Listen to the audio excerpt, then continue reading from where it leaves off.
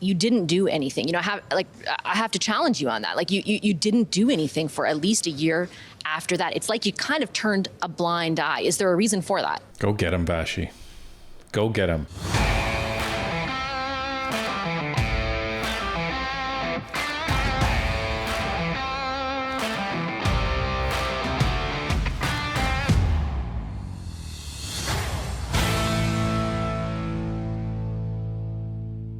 Trudeau's cabinet retreat wrapped up in Halifax yesterday, and there must have been a collective groan when they exited their meetings and saw Vassy Kapelos waiting to grill them on their failures over the past 10 years. One such victim was Mark Miller, who only had excuses and zero answers. Let's take a look. Now live by Immigration Minister Mark Miller. Minister, good to see you. Thanks for making the time. Thanks for having me, Vassy. I want to start off and ask you what the objective of these changes are, particularly with the temporary foreign worker program. Is it, for example, to address remarkably low youth employment rates? Is it more broad than that? Like, when this is fully realized, what is the goal? Well, it is broader than that. We've seen recent youth unemployment rates jump. Earlier on this year, I announced the reduction of temporary workers in this country from 7% to 5%. What that looks like is a lot different than just temporary foreign workers. Temporary foreign workers are a very small part of that pie chart. International students, the postgraduate work permits that come with them, the humanitarian efforts that we've deployed to welcome Ukrainians here, they all form part of that category. So you can't just send people back to Ukraine and say this is all solved. We have to actually do this in a surgical way that makes sense for Canadians. I'll tell you one thing that doesn't make sense to me is why are students permitted to work up to 20 hours in Canada? I mean, you should be able to come here and be self-sufficient for the entire time that you're here. You should not be taking jobs away from Canadian citizens so that you can work while you're going to school. Well, especially in the middle of an affordability crisis. Right. Like, you have Canadian students that are trying to get an education. Some Canadian students are, living in homeless shelters in order to actually go to school. It's terrible. It is absolutely terrible when there's not enough housing for people as it is, and you have Canadian students that are, living off campus and having to pay thousands of dollars a month for an apartment. They're the ones that actually need to get a second job. Now, the other thing I find very rich is that Mark Miller immediately dives to what he perceives to be the sympathy card, which is Ukraine. Yeah, of course. So he's saying, well, we can't just send all these Ukrainians back. Well, we can't do that. Well, here's the thing, Mark. We actually looked it up. What percentage of the temporary foreign workers do Ukrainians make up? Let's take a look at that. So this is the cross-section of temporary foreign workers that make up the agricultural sector in Canada, and it's by far the most populated sector, which for foreign workers. And you can see right there, just about 6 from the bottom, Ukrainians make up in 2022 435 out of 64,660 temporary foreign workers. That's less than 1%, folks. Yeah. Why didn't he talk about Mexico? Why didn't he talk about Guatemala? Why didn't he talk about, Jamaica, Thailand, Philippines, like India? But no. We have to talk about Ukraine. So, this is the thing. Like, he's spouting off, again, garbage because of this garbage policy. In the temporary foreign worker space, people working in the agricultural sector, transformation in Tim Hortons, we've seen an overheating that needs to be adjusted ever since the end of COVID. And that's something I think every Canadian expects us to do. Those numbers do affect affordability, and not all those people can become permanent residents. So the announcements that we made today, that Minister Boissonnault made today, are sort of a smart reflection of what we need to do to ramp that down back to what looks like pre-pandemic levels. It isn't the end of the story. Getting from 7% of the population to 5% is a much more significant step than that. I still have adjustments to make in the international student program. I made some significant ones in January, but it's part of a total package that we are continuing to deploy. Most measures of which will be out by the fall. The Bank of Canada said that the measures that we've taken to date are not sufficient to getting to those goals, but there are initial ones that I will announce. I took one 2 weeks ago to prevent people with labor market impact assessments that come here on visas from getting from getting jobs. If people are here to visit, they shouldn't be working. So that's sort of some of the measures that we have announced and we'll be announcing again in the fall. You demarcated the end of COVID, right, as a sort of a point at which things started to accelerate.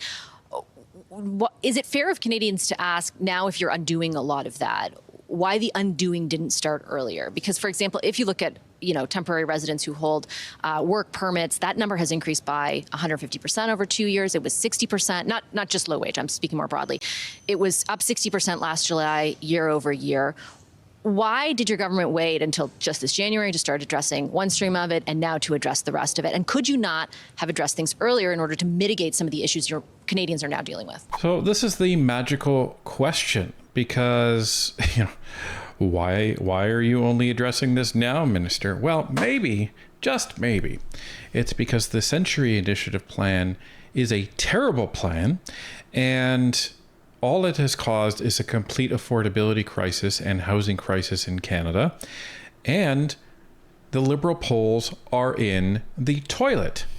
So that is the reason. And don't kid yourself, Vassy knows darn well what the reason is. She just wants to hear Mark Miller say it.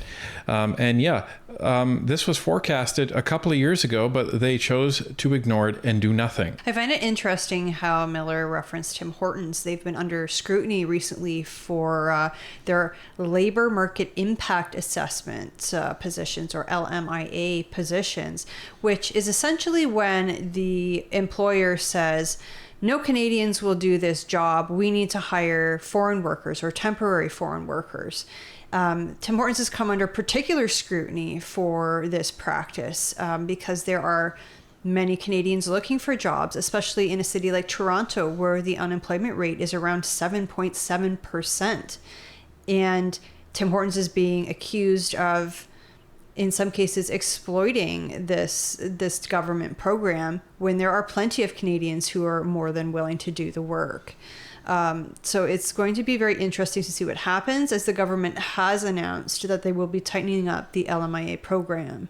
I'd say 2020 hindsight is always something we can indulge in. As a thoughtful government, you always have to reflect on what you could have done faster, what you should do, what you shouldn't do.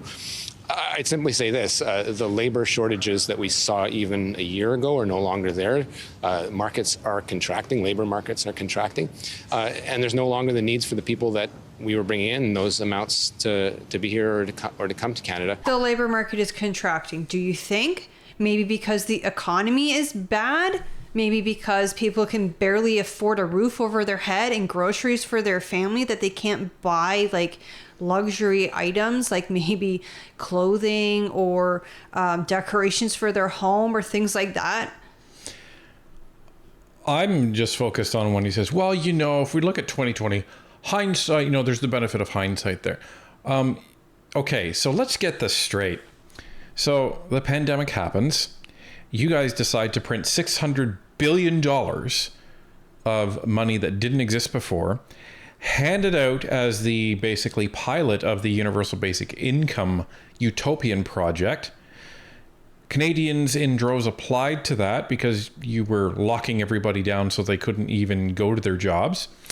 And when they realized, hey, this is actually giving me more money than my actual job was, so why would I even go back to work?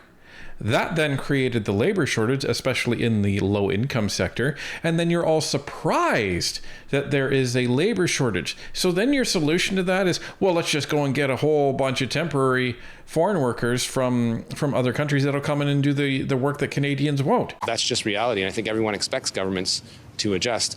But did the need exist a year ago? Are you asserting that it did? It's very possible in some areas it did. Wait a minute. Aren't you supposed to know the answer to this question, Mark? Supposed to.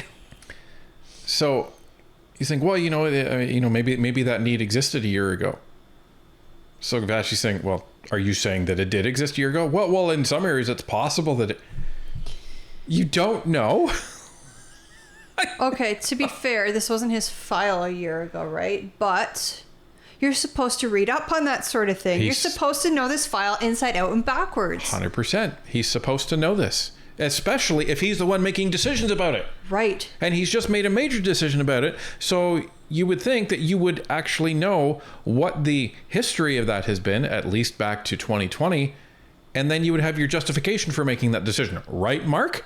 Or are you just pulling this out of your ass? I think now it's quite obvious that we do have to adjust. As a minister, I have a responsibility to look forward and figure out what we need to do next to make sure that we have a number of temporary workers here that make sense for addressing affordability, for addressing the needs. But there's also the risk of over-adjusting and damaging the economy. The International Monetary Fund has said quite clearly that immigration has been a huge fuel in making sure that we didn't plunge into a recession like other countries in our situation. And there has been some benefits that the Bank of Canada has clearly highlighted, with some challenges that have come with it, in and around housing, in and around affordability.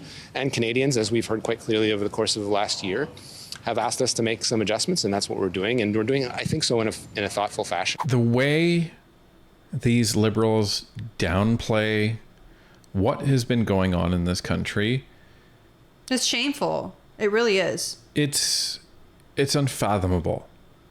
He says, "Oh, well, without immigration, we would have gone through, 2 recessions." What? Are you trying some of your own product? Your own safe supply. Because, what are you even talking about? Do you not see what's happening to your economy? Oh, wait, I forgot. Justin Trudeau says, we are the envy of the civilized world in our economy. No, we're the envy of the G7. Oh, yeah. We are the envy of the uncivilized world, apparently.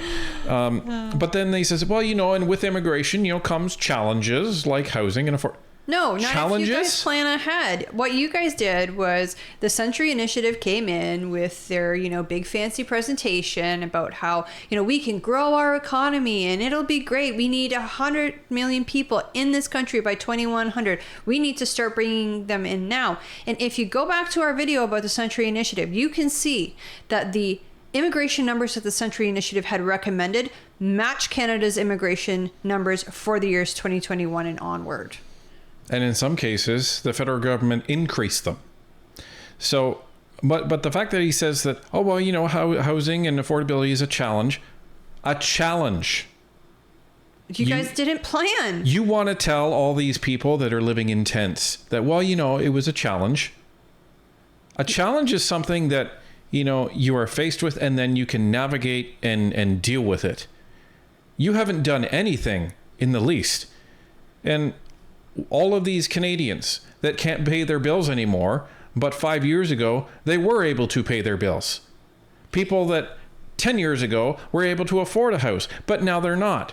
Well, and it's because the Liberal government is reactionary. They're not, they don't take steps to figure things out ahead of time. They don't anticipate what could happen.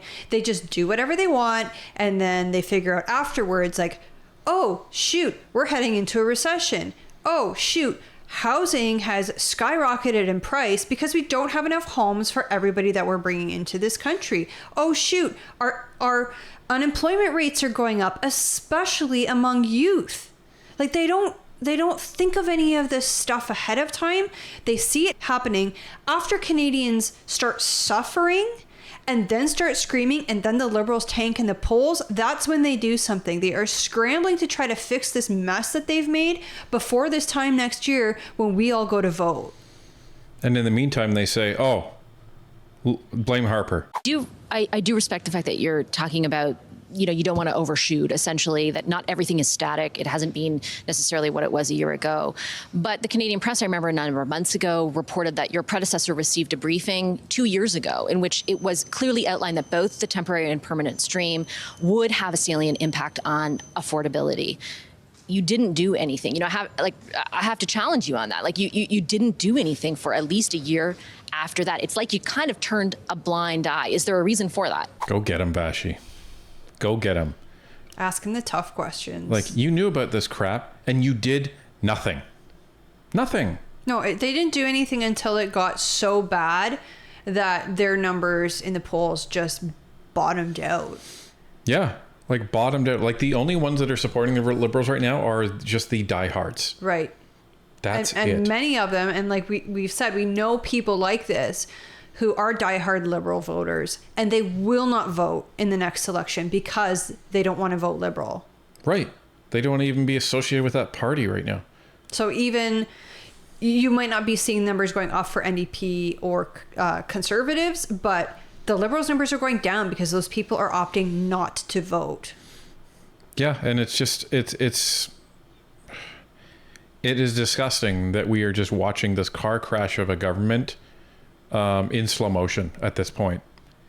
And Canadians are we're feeling the brunt of it. And these guys are like, well, there's challenges. Well, look, I read those memos assiduously pretty much every day. We expect the public service to give us pros, cons of what impacts any measure that we take could generate. Those are risks that we take. And I think Canadians should see them and judge us for them. But there are also risks in not taking those decisions and not taking those plunging into a recession, a real concern that would affect all Canadians. Currently now with rising interest rates, it's obvious that we do have to make a number of adjustments that economists are looking at and expecting us to make in terms of changes. Wait a minute. I thought interest rates were coming down. Yeah, did he say rising interest rates? Yeah. You think that was a slip of the tongue, or you think... No, I think that was like a double thing. Gaslight is what I think. Because he's saying, well, we don't want to go into a recession, so, Canadians have to, bear with us. Then he tried to blame the public service for not giving them, the appropriate data and their recommendations. So the recommendations is to decrease the size of the public service. Right. And so, in short, you have Mark Miller essentially blaming everyone and everything around him. Remember, when things are going bad for the Liberals, it's everybody else's fault. But when things that are beyond their control happen that are good things, then it's completely their responsibility for making that happen. Right? All the interest rates going up. Oh, it was the pandemic. It was the phenomenon. Global, yeah, that's what they said. And everything coming down. It was our fiscal policy that brought the interest rates down. Like, shut up. We don't want to hear it because we know the deal. We've checked the data. You're full of it. Like, you can't even exit this car crash, this dumpster fire gracefully by starting to be honest. You're just going to lie to the end. But sort of picking and choosing little things out of memos that you hear from the public service, I don't think is a necessarily helpful exercise. We expect the best advice from public servants. That's advice that was given in a memo, but they've also given us advice of the risks in not taking those measures as well. Wait a minute. Okay, so now he's saying, oh yeah, so that memo that warned us of all this stuff, well, I don't think that's helpful to focus on that. No, I bet you don't. I really bet you don't think that's helpful.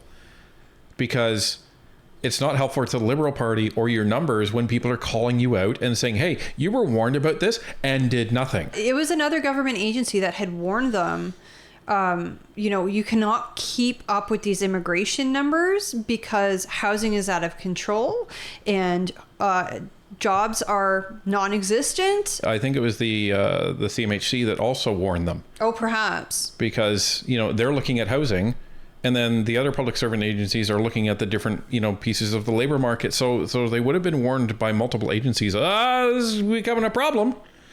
And then he says, but, what you don't see is all the memos saying, well, if you don't, keep jacking up these immigration prices, here's the other risks. Really? What other risks? All the Liberals can see is dollar signs. All they can see is taxpayers. So let's bring in new taxpayers. But something like 30% of newcomers are leaving within the first 2 years because Canada is just too expensive. Canada has become the broken promise of the Western world. And so your assessment at the time was don't take any measures and let affordability become an issue?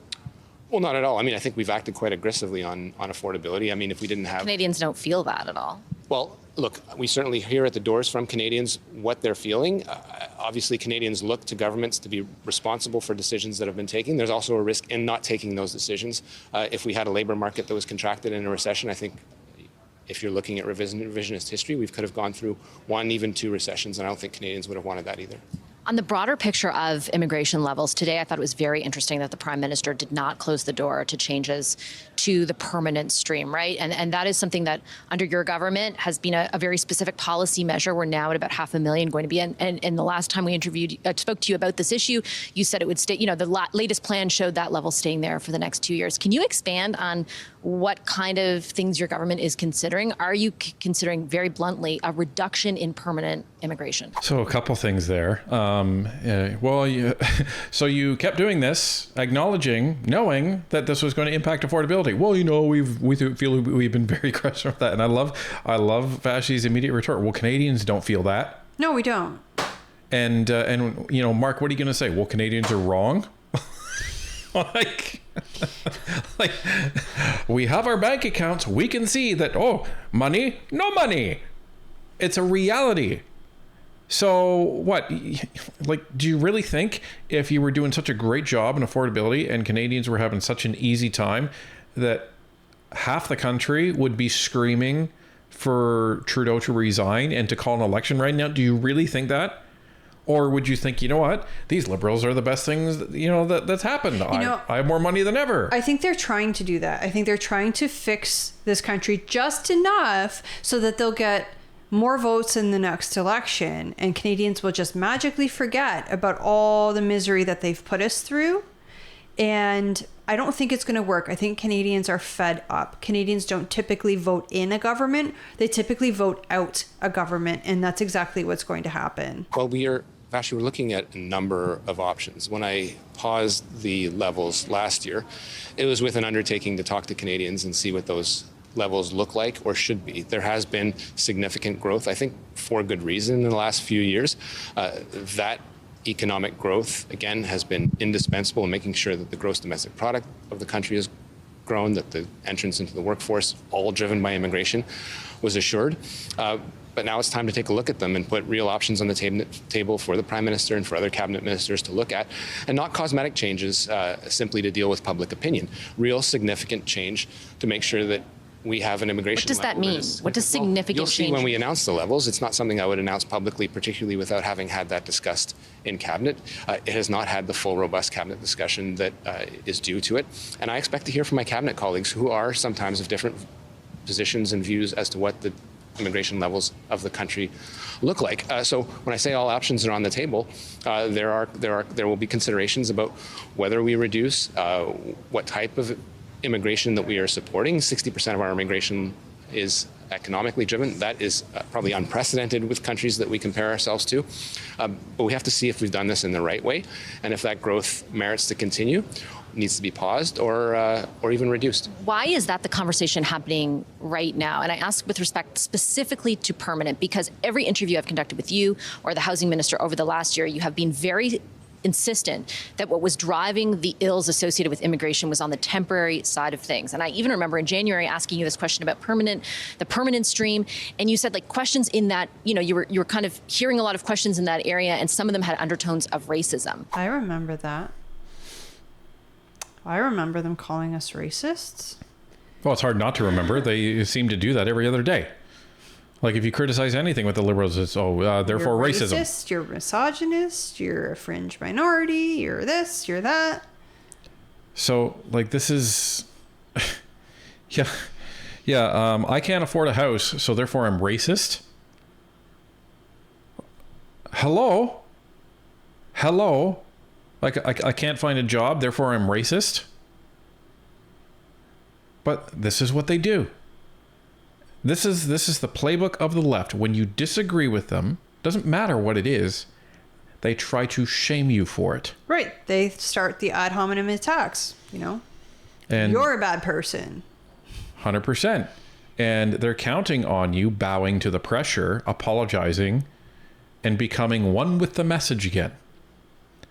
But that has taken a real big turn, especially in the last 2 years. Mark, Justin, Christia, people are not afraid to stand up and say something anymore. That is the way that your government pushed back against questions about permanent residency. And now, at one of the most politically vulnerable times for your party, you're willing to look at cutting those numbers. Is that why? Well, no, look, I'm not going to presume that racism doesn't exist, but there are legitimate views within Canadian society of people I would never think of calling racist. Could your government have been more entertaining to those views previously? Well, I think we should always be open to these points of views. The conversations that I have, for example, around the Easter table, Christmas table, they're different views. Some people have a different view on immigration than I do. This is a country that has largely benefited and built an amazing consensus around immigration.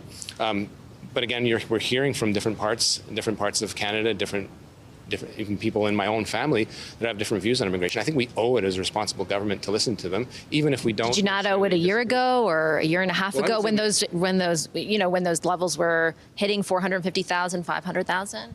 Well, they haven't hit 500,000. This year we will be at 485. There has been some aggressive growth, I think with good reason. And those people are productive members of the economy, productive members of society. Are they? Well, your unemployment rate, skyrocketing seems to disagree with that assessment. Well, that has nothing to do with people, right? That has to do with the number of jobs. We need to remember, and we need to be very careful about this, but we need to remember that individuals wanting a better life for themselves and their family, thinking that Canada will provide that better life, that's not their fault. It's the government policies that are bringing in more people than we have jobs for, more people that we have homes for, more people than we can support in terms of our farm industry. I mean, this is part of why groceries are so expensive, because we have like 1 million new people in the country. Well, but that's my point, is that you're bringing all of these people in and they cannot become productive members of society because the jobs aren't there. Right, but that's not the fault of the people. Correct. That's the fault of the government, and that's what we as Canadians need to keep in mind. Correct. 100% correct. These people are being sold a bill of goods when they leave their country, and that there's all this opportunity in Canada and it's super great over here, and then they get here and they say, what the hell is this? Right, they're being sold the Canadian dream, and when they get here they find out that it's broken. And again, he has these silly answers for this, like, oh well, we've been quite aggressive and with good reason. Yeah, the good reason is all the rich buddies get even richer because they're going to be bringing more tax dollars in. You're going to be needing to build more homes with them, and those are the guys waiting. Oh, great, new contracts. Thank you very much. All these infrastructure contracts that you're going to have to employ. But the problem is the Century Initiative assumed that the Liberal government was actually going to be competent. Well, and the other thing that the Liberals are salivating over is they say, oh, more newcomers, more tax dollars. Yep. Then we can fund these programs like $10 daycare and free dental care. I mean, they're looking at individuals as paychecks essentially for the government. And the sooner you guys get out, the less damage you will be able to do to Canada, to Canadians, to our economy. And the sooner the Conservatives will be able to take over and fix your mess.